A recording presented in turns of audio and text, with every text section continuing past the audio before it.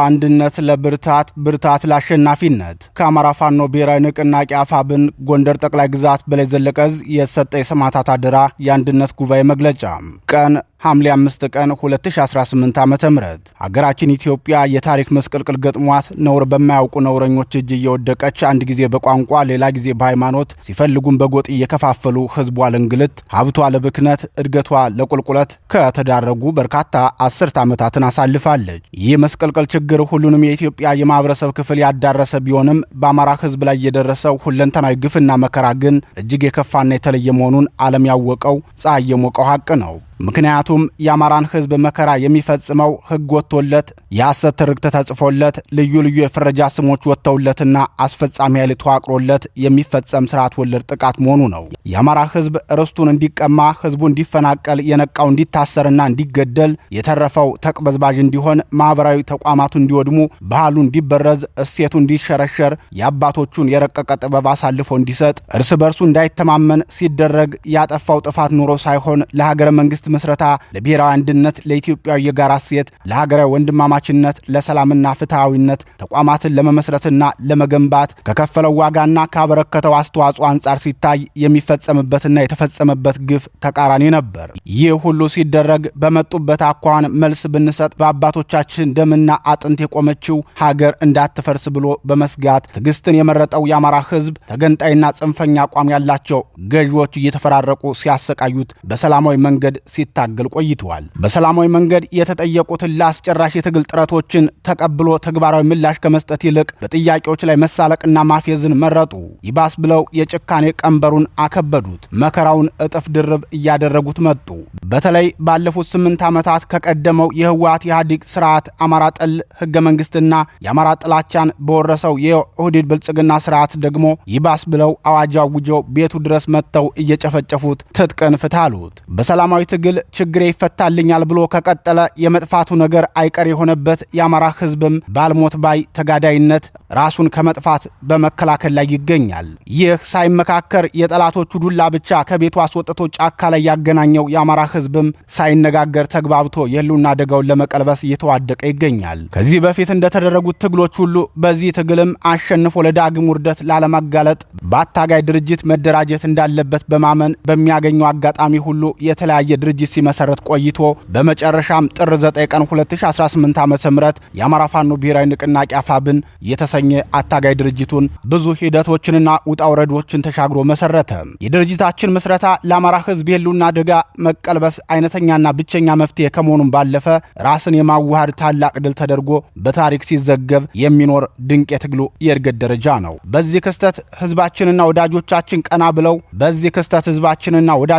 ቀና ብለዋል። መላ ሰራዊታችን ኮርቷል፣ ተደስቷል። ጠላት ደግሞ በጣም ደንግጧል፣ ተርበትብቷል። ከዚህ ጋር ተያይዞ በጎንደር የነበሩ የሁለቱን እዞች ወደ አንድ እዝ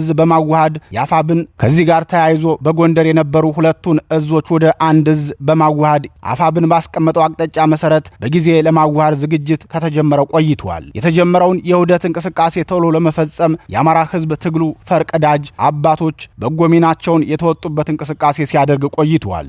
ሆኖም በተለያዩ ምክንያቶች አንድነቱ እውን ሳይሆን ቆይቶ በመጨረሻም በታሪካዊቷ ሐምሌ 5 ቀን 2018 ዓ.ም አንድነታችን እውን ሆኗል። በዚህም ከኛ ብዙ የሚጠብቀው ሰራዊታችንና ህዝባችን አንድ ሆነን ለማየት ካለው ከፍተኛ ጉጉት የተነሳ በየጊዜው ሲጎተጉተን የነበረው ጥያቄው ዛሬ ምላሽ አግኝቷል። ለምን ዘገየ እያሉ ሲጠብቁን ለነበሩ ወዳጆቻችንና የሰራዊታችን አባላት የምንሰጠው ምላሽ የዘገየነው የቀጠናውን መጠናከር የሚፈሩትና የሚጠሉት የጠላት ረጃጅም እጆች እንደተጠበቀ ሆኖ ወፍራም እንጀራ ቶሎ አይበስልም እንዲሉ በጊዜ ሂደት የተራራቀው እንዲቀራረብ፣ የተፈጠረው ክፍተት እንዲሞላ፣ ልብ ለልብ እንድንገናኝ፣ የተኳረፈው እንዲታረቅና ታሪካችንንም ሆነ የአማራን ህዝብ የህልውና ትግል የሚመጥን አንድነት ለመፍጠር በማሰብ ነው ረጅም ጊዜ ወስደን የመከርንበት። እነዚህ የሚፈልጉት የጊዜ ሂደት ሳይደርስ ቢከወን የነቶሎ ቶሎ ቤት እንዳይሆንብን ወይም ሲሮጡ የታጠቁት ሲሮጡ ይፈታል ብለው እንዳይተርቱብን ልዩነቶችን ለማስታረቅ፣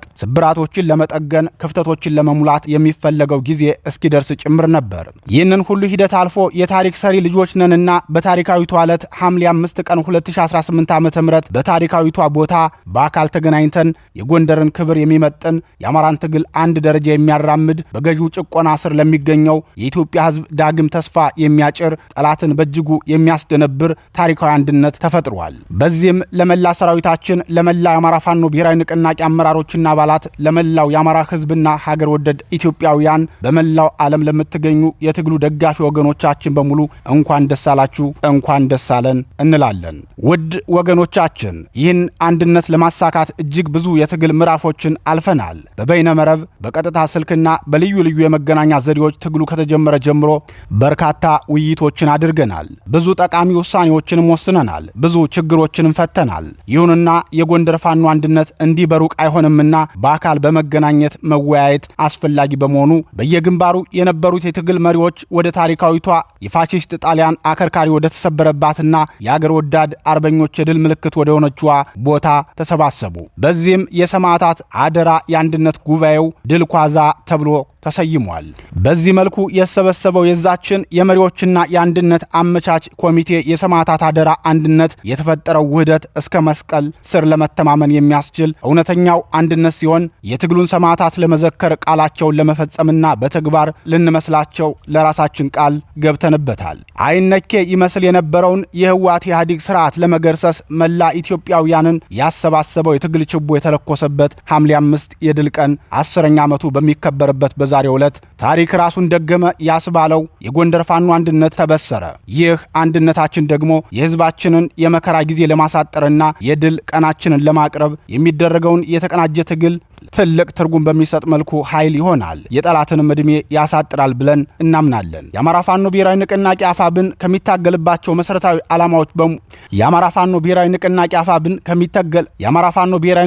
አፋብን ከሚታገልላቸው መሰረታዊ ዓላማዎች ሙሉ በሙሉ ለማሳካት በሚያስችል ሁኔታ በጥልቀት የመከርንበት ይህ ጉባኤ የአማራን ህዝብ ጥያቄዎች አንድ ባንድ እስኪመለሱ ድረስ እረፍት እንደማይኖረን ብቻ ሳይሆን የአማራ ህዝብ አጽመ ርስቶች ሙሉ በሙሉ እስኪመለሱና እስኪጸኑ በአማራ ላይ የዘር ማጥፋት ወንጀል የፈጸሙ አካላት ለህግ ቀርበው ህዝባችን ተመጣጣኝ ፍትህ እስኪያገኝ በህዝባችን ላይ የተዘራው የሐሰት ትርክት ተፍቆ በእውነተኛው ታሪክ እስኪቀየር አማራ በጸጋው ልክ እስኪለማ በፖለቲካ ስልጣን በልኩ እስኪወከል ሀገራችን ኢትዮጵያ ወደ ቀደመ ገናና ክብሯ እስክትመለስ ድረስ ለመታገል ለራሳችን ቃል ገብተናል። በዚህ አንድነት ጉባኤ በድጋሚ የምናረጋግጠው ድርጅታችን አፋብንም ሆነ እዛችን የጎንደር ጠቅላይ ግዛት በላይ ዘለቀ ዕዝ ከየትኛውም ህዝብ ጋር ችግር የሌለበትና ከሁሉም ኢትዮጵያውያን ጋር በሰላም ለመኖር የሚፈልግ ድርጅት ነው። እንደ ድርጅት የሚታገልለትን የአማራ ህዝብ ቀይ መስመር የሆኑትን ማለትም የአማራ ግዛቶችን መውረር ከማይፈልጉ በአማራ ህዝብ ላይ ጠላትነት ከሌላቸው በኢትዮጵያ ሉዓላዊ አንድነት ላይ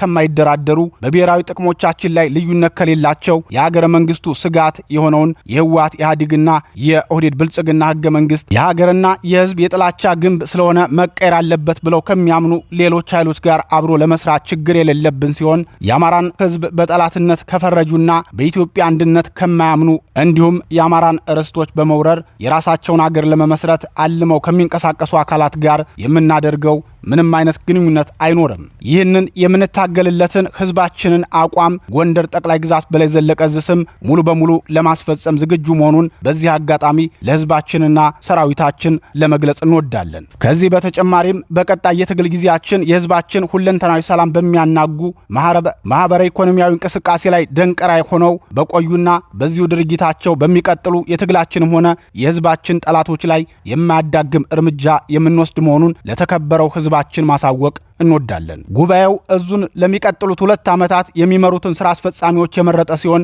እነዚህ ስራ አስፈጻሚዎች በሰራዊታቸው ፊት ቀርበው በቅንነትና በታማኝነት ለማገልገል ቃል ገብተዋል። ለተመረጡት አመራሮች መልካም የአገልግሎትና በድል የታጀበ የትግል ጊዜ እንዲሆንላቸው እየተመኘን በየትኛውም ሁኔታ ህዝቡና ሰራዊቱ ከጎናቸው እንደሚሆን ቃል በመግባት የጉባኤያችን ፍጻሜ ሆኗል ሲል የአማራ ፋኖ ብሔራዊ ንቅናቄ ጎንደር ጠቅላይ ግዛት በላይ ዘለቀ ዕዝ ድል ለአማራ ህዝብ፣ ድል ለአማራ ፋኖ፣ ክብርና ሞገስ ለትግሉ ሰማዕታት የሰማዕታት አደራ አንድነት ጉባኤ ድርኳዛ ሲል በመሰየም አጠናቋል።